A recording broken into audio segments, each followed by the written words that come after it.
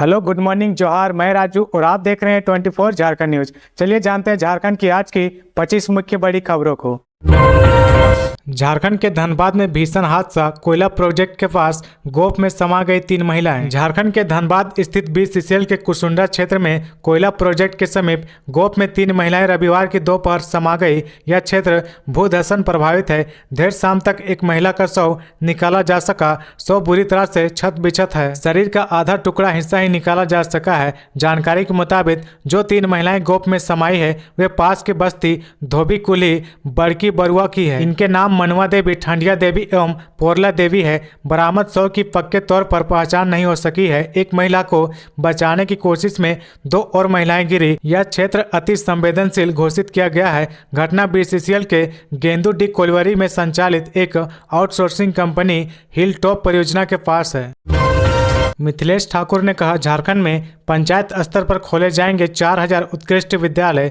राज्य सरकार बच्चों को बेहतर शिक्षा उपलब्ध कराने के लिए लगातार कार्य कर रही है। इसके लिए राज्य में 80 उत्कृष्ट विद्यालय खोले गए हैं। अगले चरण में पंचायत स्तर पर 4000 और विद्यालय खोले जाएंगे। सरकार द्वारा इसकी प्रक्रिया भी शुरू की गई है। ये बातें पेयजल एवं स्वच्छता मंत्री मिथिलेश ठाकुर ने शनिवार को झारखंड प्रगतिशील शिक्षक संघ के राज्य स्तरीय अधिवेशन में कही। अधिवेशन का आयोजन गोस्नर थियोलॉजिकल कॉलेज के हॉल में किया गया था। अधिवेशन में राज्य भर के शिक्षक शामिल हुए। उन्होंने कहा कि पिछली सरकार शिक्षकों की समस्याओं के समाधान को लेकर गंभीर नहीं थी। इस कारण आज शिक्षकों की समस्याओं का समाधान नहीं हो सका है। हमारी सरकार शिक्षकों की समस्याओं के समाधान को लेकर गंभीर है। शिक्षक व कर्मचारियों की मांग के अनुरूप पुरानी पेंशन योजना लागू की गई है। शिक्षकों को गैर शैक्षणिक कार्य से मुक्त कराने का पत्र जारी कर दिया गया है। इसके बाद भी अगर शिक्षकों को गैर शैक्षणिक कार्य में लगाया जा रहा तो इस पर रोक लगाई जाएगी। शिक्षकों के अंतर जिला स्थानांतरण की मांग भी पूरी होगी। विधायक अंबा प्रसाद ने कहा, शिक्षकों से केवल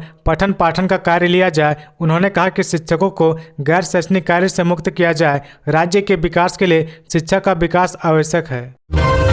गेतलसूट डैम में मछलियों की मौत की जांच करने पहुंचे अधिकारी। राजधानी रांची के गेतलसूट डैम में केज में मरी मछलियों की मामले की जांच करने जिला मत्स्य पदाधिकारी डॉक्टर अपूर्व कुमार चौधरी, क्षेत्रीय प्रेषक शिव पूजन कुमार पहुंचे। अधिकारियों ने कहा कि ऐसा लगता है कि ऑक्सीजन की कमी की वजह से मछलियों की मौत हुई है। कहा कि केज में मछलियों की वजन के अनुरूप उनकी संख्या अधिक थी। अधिकारियों ने मत्स्य पालकों को मछली का जीरा व भोजन उपलब्ध कराने की सलाह दी है। विनोबा भावे विश्वविद्यालय स्थापना दिवस कार्यक्रम में राज्यपाल ने की शिरकत। कहा, शिक्षा कक्षा की 4 दीवारी तक सीमित नहीं रहे। हजारीबाग के विनोबा भावे विश्वविद्यालय का स्थापना दिवस धूमधाम से मनाया गया।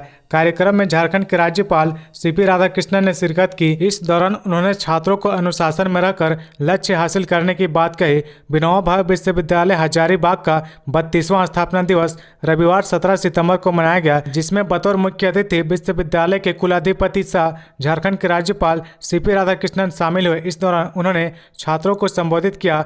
राज्यपाल CP राधाकृष्णन ने कहा कि आज का युग प्रतियोगिता आधारित युग है, इसलिए आज के छात्रों को विभिन्न चुनौतियों का कुशलतापूर्वक सामना करना पड़ेगा, तभी छात्र सफलता प्राप्त कर पाएंगे। राज्यपाल ने कहा कि हमारे विद्यार्थी समय का सदुपयोग करें, वह समय सारणी बनाकर उसके अनुरूप कार्य करें, पढ़ाई पर ध्यान केंद्रित करें, एक समय में एक ही काम करें। उन्होंने कहा कि आप सभी सामाजिक दायित्वों के निर्वहन के लिए सचेष्ट हैं। उन्होंने कहा कि शिक्षा कक्षा की 4 दीवारी तक सीमित नहीं रहनी चाहिए, इसका लाभ समाज को होना चाहिए। विभिन्न पहलुओं के माध्यम से समाज के लोगों के जीवन में सकारात्मक बदलाव लाना चाहिए। उन्होंने विनोबा भावे विश्वविद्यालय हजारीबाग परिवार को बधाई देते हुए कहा कि आशा है कि यह ज्ञान के अहम केंद्र के रूप में विकसित होगा। आगे बढ़ने से पहले अगर अभी तक आपने इस चैनल को सब्सक्राइब नहीं किया तो प्लीज सब्सक्राइब कर ले, जिससे आपको झारखंड की हर छोटी से बड़ी खबर की अपडेट आप तक पहुंचता रहे।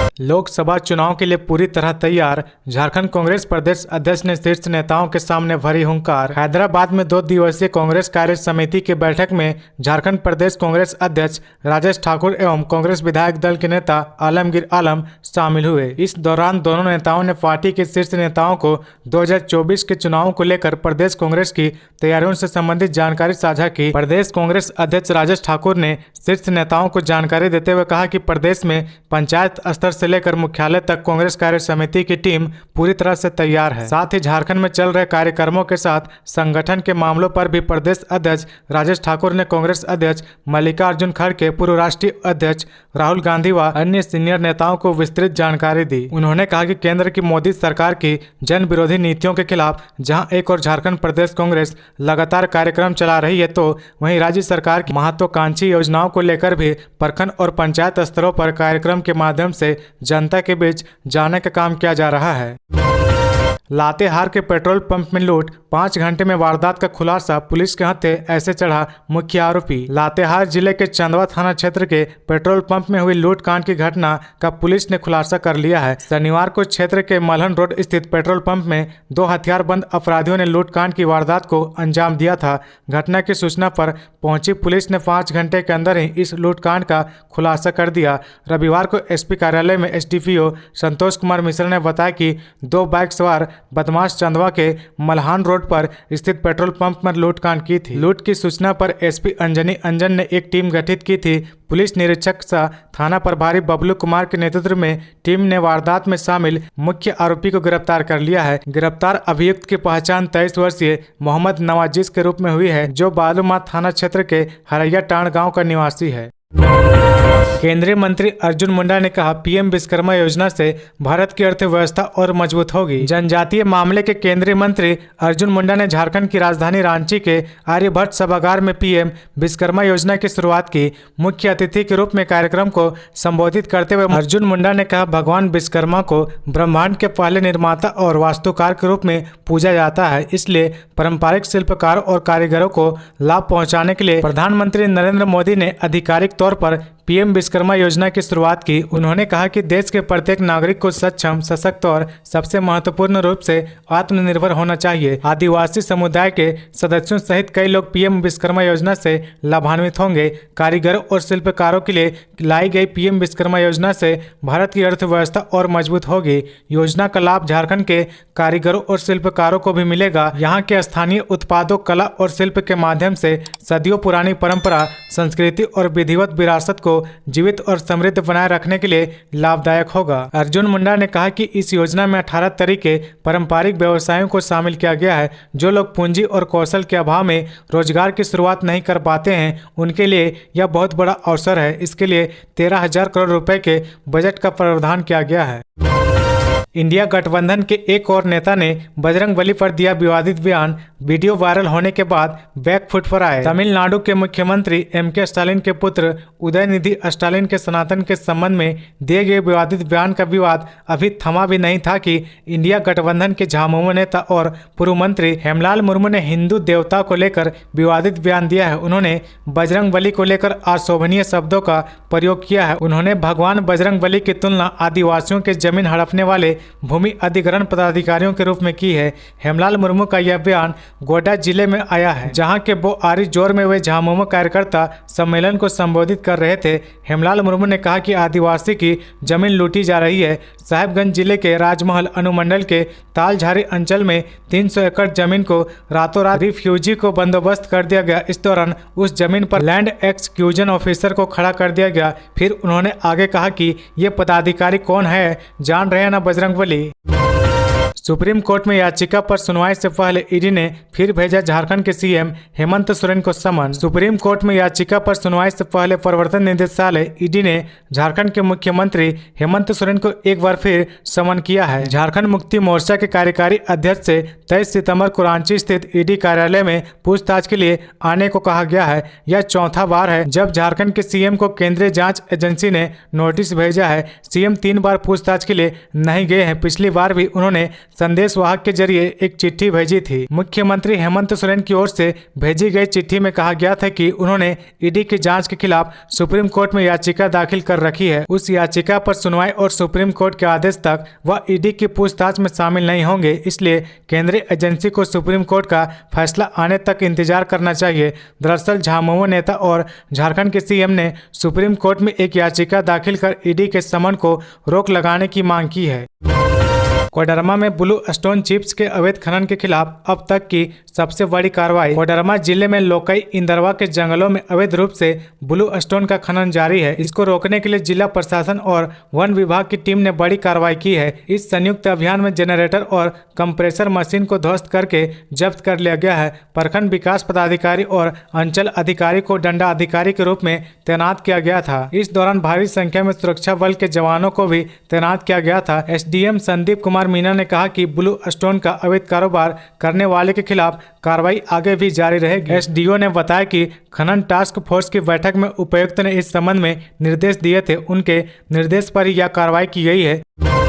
पश्चिमी सिंहभूम जिला पार्षद सदस्य को डॉक्टर से उलझना पड़ा महंगा। स्वास्थ्य मेले में आमंत्रण को लेकर हुआ बवाल। पश्चिमी सिंहभूम जिले के झींक पानी के जिला पार्षद सदस्य जॉन मरन मुंडा को झींक पानी स्वास्थ्य उपकेंद्र के प्रभारी चिकित्सक पदाधिकारी से उलझना महंगा पड़ गया। प्रभारी चिकित्सक पदाधिकारी डॉक्टर वीरेंद्र कुमार ने जॉन मिरन के खिलाफ झींक पानी थाने में सरकारी काम में बाधा डालने की प्राथमिकी दर्ज करा दी है। प्राथमिकी दर्ज होते ही पुलिस अनुसंधान में जुट गई है। थाने में दर्ज प्राथमिकी में डॉक्टर वीरेंद्र ने बताया कि 16 सितंबर को सरकार के निर्देश पर झींक पानी स्वास्थ्य उपकेंद्र परिसर में स्वास्थ्य मेले का आयोजन किया गया था। मेले के उद्घाटन के लिए बतौर मुख्य अतिथि चाईबासा सदर के विधायक दीपक बिरुआ को आमंत्रित किया गया था। उद्घाटन समारोह खत्म होने के बाद विधायक कार्यक्रम स्थल से चले गए। उनके जाने के बाद मैं स्वास्थ्य केंद्र में ओपीडी में चला गया। वहां मैं काम कर रहा था। तभी जिला पार्षद सदस्य जॉन मिरन मुंडा आए और दरवाजे को धक्का देकर खोलने के बाद हंगामा करने लगे। जिला परिषद सदस्य बोले, स्वास्थ्य मेला में मुझे क्यों नहीं आमंत्रित किया गया? पंचायत प्रतिनिधि की उपेक्षा बर्दाश्त नहीं करेंगे। एनटीपीसी पतरातू में 4000 मेगावाट के पावर प्लांट का हो रहा निर्माण। पहली यूनिट वर्ष 2024 में हो जाएगी आरंभ। एनटीपीसी पतरातू में बन रहे 4000 मेगावाट के पावर प्लांट का निर्माण कार्य चल रहा है। यहां 800 मेगावाट की 5 यूनिट बनेगी, जिसमें पहली यूनिट वर्ष 2024 में आरंभ होगी। यानी पहली यूनिट से 800 मेगावाट बिजली का उत्पादन होने लगेगा। इससे संबंधित ट्रांसमिशन लाइन व अन्य मुद्दों को लेकर भारत सरकार के केंद्रीय ऊर्जा सचिव पंकज कुमार अग्रवाल ने मुख्य सचिव सुखदेव सिंह के साथ बैठक की। बैठक में ऊर्जा विभाग के अपर मुख्य सचिव अविनाश कुमार समेत अन्य अधिकारी भी उपस्थित हुए। वहीं रामगढ़ के डीसी व एसपी भी उपस्थित थे। बैठक में एनटीपीसी के नॉर्थ कर्णपुरा परियोजना के मुद्दे पर भी बात हुई। बैठक में केंद्रीय ऊर्जा सचिव ने कहा कि चूंकि 2024 में प्लांट से उत्पादन आरंभ होना है, इसलिए पतरातू व पावर ग्रिड के ट्रांसमिशन लाइन निर्माण, वन आपत्ति आदि के मामले में राज्य सरकार सहयोग करे। उन्होंने विधि व्यवस्था में भी सहयोग की मांग की है। मुख्य सचिव ने कहा कि पावर प्लांट के निर्माण की दिशा में राज्य सरकार हर संभव सहयोग कर रही है, आगे भी करती रहेगी। धनबाद के कारोबारी जगन सिंह व उनके बेटे को ईडी ने पटना से किया गिरफ्तार। बबलू सिंडिकेट और भ्रष्टाचार का मामला। प्रवर्तन निदेशालय ईडी ने बबलू सिंडिकेट और भ्रष्टाचार से जुड़े एक मामले में शनिवार को बड़ी कार्रवाई की है। ईडी ने बिहार में बबलू सिंडिकेट से जुड़े धनबाद निवासी जग नारायण सिंह उर्फ जगन सिंह व उसके पुत्र सतीश कुमार सिंह उर्फ संटू सिंह को पटना से गिरफ्तार कर लिया है। ये दोनों बालू कारोबारी आदित्य मल्टीकॉम के निर्देशक समूह के अधिकारी हैं। दोनों 2 दिन पूर्व गिरफ्तार बालू कारोबारी राधा चरण सेठ के साथ बालू सिंडिकेट में सहयोगी है। ईडी के सूत्रों के मुताबिक जग नारायण सिंह और सतीश सिंह का ज्यादा कारोबार बिहार में पटना, भोजपुर, सारण जैसे जिलों के साथ ही झारखंड में धनबाद, रांची समेत अन्य दूसरे राज्यों में भी फैला हुआ है। ये दोनों बालू कारोबारी पिता पुत्र ना तो ईडी के समन का जवाब दे रहे थे, न ही निर्देशालय को पूछताछ में सहयोग कर रहे थे, जिसे देखते हुए शनिवार को निर्देशालय की एक विशेष टीम ने जग नारायण सिंह और सतीश सिंह को उनके पटना स्थित ठिकाने से गिरफ्तार कर लिया है। आदित्य मल्टीकॉम का कारोबार बिहार के साथ ही झारखंड और दूसरे अन्य कई प्रदेशों में फैला हुआ है। पीएम नरेंद्र मोदी के 73वें जन्मदिन पर 73 लोगों ने लिया नेत्रदान का संकल्प।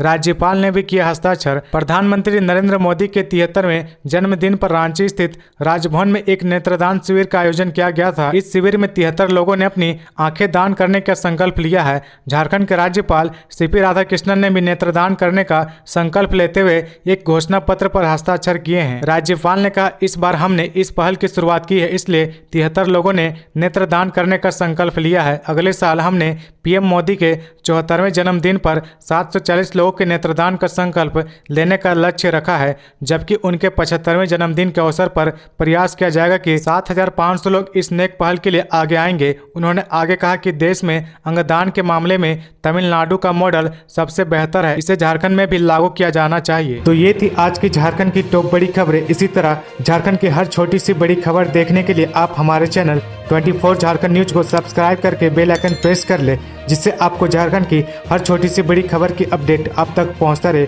तो आज के लिए बस इतना ही, हमें दीजिए इजाजत, फिर मिलते हैं नेक्स्ट न्यूज में।